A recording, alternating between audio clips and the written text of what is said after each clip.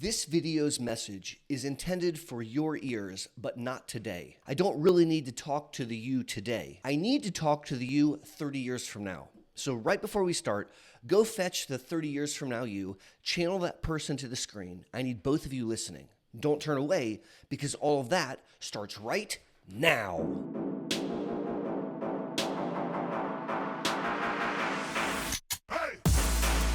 Howdy, and thanks for learning about MS with me, Aaron Boster. I started this YouTube channel to help my own MS clinic patients learn between clinic visits.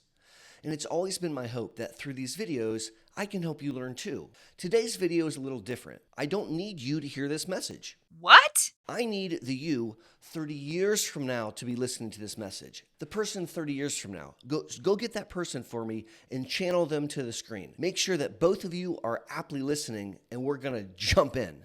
Here's the deal. When you're newly diagnosed with MS, it's oftentimes super scary and confusing because the condition is not familiar to you and a lot of the words are really weird. And oftentimes, someone who's recently been diagnosed has experienced some MS attacks and they've recovered from those attacks, most of the time all the way. Now they're meeting a neurologist, oftentimes a very unusual type of doctor that they're not used to seeing, and they're having all kinds of weird tests, and the neurologist is saying, hey, not only do you have MS, but now you need to take this medicine. And I'm talking about disease-modifying therapies. Now, these medicines don't make people feel better. If your attack left you with a numb hand, the medicine's not going to make your hand feel better. And the medicines can have side effects. So when you're taking a disease-modifying therapy, it can cause a GI problem or it can cause other side effects that are unpleasant. And oftentimes, the young person newly diagnosed with MS who's asked to take a therapy that causes side effects says, wait a second, doc, what the heck? I don't feel that bad. I don't think I need that medicine. Heck, that medicine makes me feel worse than when I'm not on it. Suggesting to me that they may not understand why we're recommending that they take an MS medicine. The thing is, these disease-modifying therapies aren't intended to clean up old symptoms from old attacks that have already occurred. Those things, we can't give you back the brain damage that's been caused. It's kind of like saying, if you have 3 children and then you start taking a birth control pill, you still have 3 children. They don't go away. Those are previous events that have already occurred. In this example, you take a birth control pill to prevent an unplanned pregnancy, an unplanned event. And my joke is, if you want to know why you're taking a birth control, go hang out with your 3 kids. Now, in the setting of MS, if you're left with a numb hand from your first attack, you're taking a disease-modifying therapy not to improve the hand, but to keep the other hand from becoming numb, to prevent unplanned events in the future. Oftentimes, a young person who is getting used to the disease doesn't understand why I am so interested in them being treated now.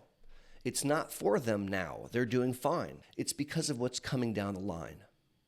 If we are not aggressive up front, in slowing the rate of the brain volume loss seen with MS, the brain shrinkage, of preventing new brain and spinal cord damage in presentations of MS attacks where you lose neurological function, and then we give steroids in hopes of regaining some of that function back. If we allow the MRI lesions to occur, the brain damage and the spinal cord damage, we are setting ourselves up so that years from now, those areas of damage can wear out. It's the devil's price. You end up paying twice. Once with the first attack, and then once 20 years later when those tissues wear out and we see progression of disability. The you 30 years from now does not want to be experiencing a slow, steady decline of function. The you 30 years from now does not want to be limited in your ability to walk unassisted or to eat unassisted, or a myriad of activities of your daily living. You don't want to be impaired in doing them. The rub is that we have to intervene now to make that a reality 30 years from now. There's something called therapeutic lag, which is so confusing but so important in MS. The decisions that we make today with treatment, the earliest applications of the most effective therapies now, they're going to help us later. It's a lag in the therapeutic benefit. And I understand that it's challenging for a newly diagnosed family to wrap their mind around that. If you like this video, do me a favor and give it a thumbs up. And if you haven't yet subscribed to the channel, please consider doing so. Those two actions teach the YouTube algorithm that this is valuable content and help push it out so that more people impacted by MS can benefit. Thank you. I want you to realize that if we accrue neurological damage 30 years from now, the 30 years from now you can't fix it very easily. That person needs the you today to make those decisions for them, because the decisions you make today will massively impact that you 30 years from now. So if you consider the thought experiment of bringing the 30 years from now you, the future you, to the table next to you watching this video, I bet we can hypothesize what that person would say. They want you to be aggressive now. They want you to make decisions now so that they are not neurologically devastated then. Think about it. You want to be able to walk your daughter down the aisle, not wheel her down the aisle. You want to choose to retire from your given profession at your decision, not because MS made it a requirement. You want to live your very best life today, yes, but also in 30 years from now. And so this is a really, really important concept, and I appreciate you bringing the 30 years from now you to the table so that the three of us could have it. Okay, so now that I've got both of you listening, what is it exactly that I need you to be doing for the future you? It's 5 things. There are 5 things that I need you to keep top of mind so that you can live your very best life despite having MS today, but more importantly, 30 years from now. So let's go through them really quickly. Number 1, I need you to not smoke stuff. Smoking speeds up MS. That means smoking tobacco, that means smoking cannabis, so don't do that. Number 2, I need you to supplement low levels of vitamin D. I live in Ohio where there's not a lot of sun for about half the year, and that's unfortunately how we get our vitamin D naturally. And so a lot of Ohioans, we need to supplement with a vitamin D3 pill and drive that vitamin D above 50, which slows the disease down. Number 3, I need you to exercise as part of your lifestyle.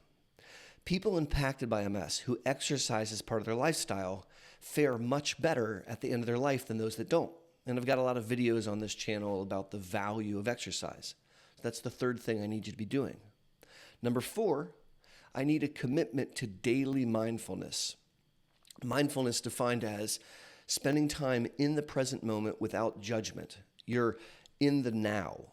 And so many of you who follow the channel know that I participate in a daily meditation where for 15 minutes I try really hard not to worry about what's coming down the pike or what I did wrong yesterday, but existing in the now. And it's life-changing for me. It's a really important thing, and I think it's paramount to success in living your best life with MS. If you don't believe me, try it out. Number 5 is to take the most effective disease-modifying therapy that you're comfortable taking and to make sure that it's working. How do we do that? We check the MRI, we do neurological examinations, and we take careful clinical histories. I want you to essentially be 5 for 5 in your fight against MS. And I need you to do that today. Not for you today, but for you 30 years from now. That person really, really wants you to be 5 for 5 because they don't want to be disabled from their MS. And they can't impact the disease. They need you to do it for them. The most amazing thing you could do to support this channel is to watch another video. So if you'd like to up your game, click the video that's on your screen right now. And until my next Monday morning video or on my next monthly live stream, or even better yet, the next time I see you at my clinic at the Boster Center for Multiple Sclerosis, this is Aaron Boster saying be safe and take care.